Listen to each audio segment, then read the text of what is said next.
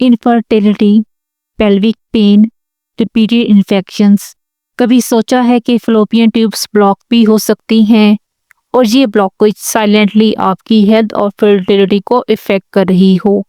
एक लड़की 28 साल की, 3 साल हुए शादी को, हर रिपोर्ट नॉर्मल, लेकिन माँ बन ही नहीं रही। जब फाइनली हिस्टेरोसेल्पिंजियोग्राफी हुई तो पता चला फलोपियन ट्यूब्स बिल्कुल ब्लॉक्ड हैं। समझ ही नहीं आया ये कब हुआ, क्यों हुआ, और सिम्टम्स तो कभी थे ही नहीं। आज की वीडियो में हम बात करेंगे उन सिम्टम्स की जो आप इग्नोर करती जा रही हैं लेकिन नहीं करने चाहिए। वेलकम रेडियोलॉजी इनसाइट्स के प्लेटफॉर्म पे, जहां हम रेडियोलॉजी की मदद से अंदर का सच देखते हैं। Let's begin. Fallopian tube blockage एक साइलेंट कंडीशन है जो हर तीसरी औरत की फर्टिलिटी इश्यूज के पीछे हो सकती है। और सबसे दुख की बात यह है, कई दफ़ा इसका पता बहुत लेट चलता है। आज की वीडियो में मैं डिटेल में बात करूंगी उन सिम्टम्स की जो आपको इग्नोर नहीं करने चाहिए, काजेस, डायग्नोसिस जहां रेडियोलॉजी का रोल सबसे ज़्यादा होता है, and treatment options.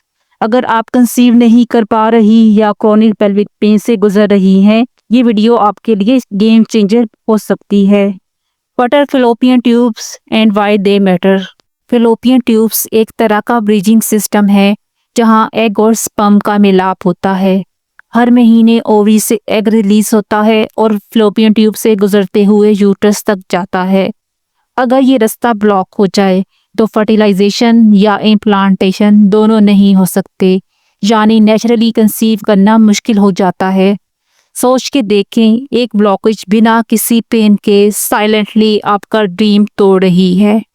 Symptoms you should never ignore. Fallopian tube blockage का सबसे कॉमन सिम्टम है इनफर्टिलिटी। मतलब अगर आप 1 साल तक ट्राई कर चुकी हैं बिना किसी कॉन्ट्रासेप्शन के और प्रेगनेंसी नहीं हो रही, then it's a red flag. ये see list of symptoms: chronic pelvic pain और डल सा दर्द जो बार बार होता है, पेनफुल पीरियड्स या डिस्पेरोनिया, फ्रीक्वेंट विजाइनल डिस्चार्ज स्पेशली अगर स्मेली हो या थिक वाइट, अगर आपको पहले कभी एक्टोपिक प्रेगनेंसी हुई हो या किसी इन्फेक्शन की हिस्ट्री स्पेशली पीआईडी या टीबी। ये सब छोटे छोटे साइंस लगते हैं लेकिन एक साथ मिलके ये एक बहुत बड़ी कहानी सुनाते हैं, अ ब्लॉक ट्यूब की कहानी। Causes of fallopian tube blockage. चलें अब बात करते हैं क्यों होती है fallopian tube blockage. Pelvic inflammatory disease PID, ये इन्फेक्शन साइलेंटली ट्यूब्स को डैमेज करते हैं। Sexually transmitted infection STIs specially chlamydia और gonorrhoea. Post surgical scarring like C section, appendectomy या किसी पेल्विक सर्जरी के बाद। एंडोमेट्रियोसिस, जिसमें टिश्यू यूट्रस के बाहर ग्रो करता है including around the tubes. Tuberculosis, genital TB specially in south Asian region, ये हिडन और डिस्ट्रक्टिव होती है।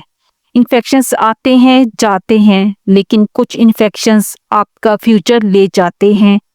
Diagnosis, the game changer. Diagnosis is everything और यहाँ रेडियोलॉजी करती है सबसे स्ट्रॉन्ग एंट्री। हिस्टेरोसेल्पिंजियोग्राफी HSG, एक सिंपल एक्सरे टेस्ट जिसमें यूट्रस में डाई इंजेक्ट किया जाता है और अगर डाई फलोपियन ट्यूब से फ्रीली पास कर जाए दे आर ओपन, अगर नहीं तो ब्लॉकेज है। ये टेस्ट अनकंफर्टेबल हो सकता है लेकिन प्राइसलेस है। सोनोसेल्पिंजियोग्राफी SSG, अल्ट्रासाउंड बेस्ड ऑप्शन जिसमें सेलाइन या कंट्रास्ट फील्ड फ्लूइड इंजेक्ट किया जाता है। Less painful, safe, effective. Laparoscopy with dye test, अगर डायग्नोसिस क्लियर ना हो लेप्रोस्कोपी से डायरेक्ट देखा जा सकता है, ये गोल्ड स्टैंडर्ड है। अल्ट्रासाउंड हाइड्रोसेल्पिंग्स जैसी कंडीशन सजेस्ट करती हैं कि ट्यूब ब्लॉक्ड है। कम्प्लेक्स केसेस में जैसे कि एंडोमेट्रियोसिस या स्फीयर एडहेजन्स MRI यूज़ की जाती है।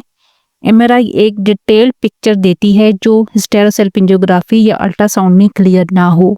रेडियोलॉजी की हेल्प से कुछ खास साइंस आइडेंटिफाई किए जा सकते हैं जैसे कि हाइड्रोसेल्पिंग्स जो एक sausage like fluid filled tube की तरह दिखाई देता है। कॉन्वर ब्लॉकेजेस जो ट्यूब्स के यूट्राइन ओपनिंग पर होती हैं। एडहेजन्स या स्कारिंग जो ट्यूब्स का नॉर्मल स्ट्रक्चर डिस्टॉर्ट करती हैं। HSG और SSG जैसे टेस्ट सिर्फ इमेजेस नहीं दिखाते, ये आपको आपका फ्यूचर दिखाते हैं। Challenges in diagnosing blockages. कई दफ़ा वुमेन साइलेंट सिम्टम्स को नॉर्मल समझ लेती हैं। False results specially if patient tense हो ड्यूरिंग HSG। Cultural stigma. लोग इनफर्टिलिटी को तब तक डिस्कस नहीं करते जब तक सिचुएशन क्रिटिकल ना हो जाए। Financial barriers specially for taste like laparoscopy. Diagnosis से डरना नहीं चाहिए, डिले सबसे डेंजरस होता है। Treatment options. ट्रीटमेंट डिपेंड करता है ब्लॉकेज की लोकेशन और डैमेज के एक्सटेंट पे। प्रॉक्सिमल ब्लॉकेज ट्यूबल कैनुलेशन एक सिंपल प्रोसीजर है जिसमें ब्लॉकेज रिमूव किया जाता है। सर्जिकल रिपेयर ट्यूबोप्लास्टी ट्यूब्स को ओपन किया जाता है surgically. IVF in vitro fertilization. अगर दोनों ट्यूब्स ब्लॉक हैं या हाइड्रोसेल्पिंग्स हो, IVF becomes the best option. Medical treatment. अगर इन्फेक्शन की वजह से ब्लॉकेज हुआ है तो एंटीबायोटिक्स हेल्प कर सकती हैं, स्पेशली अर्ली स्टेज में।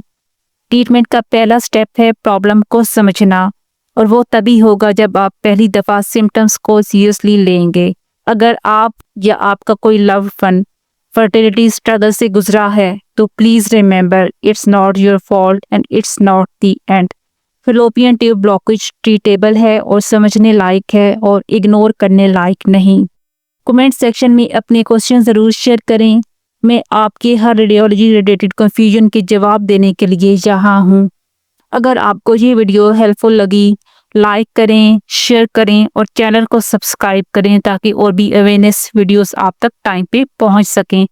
मिलते हैं अगली वीडियो में एक नए टॉपिक के साथ। तब तक के लिए खुदा हाफिज़।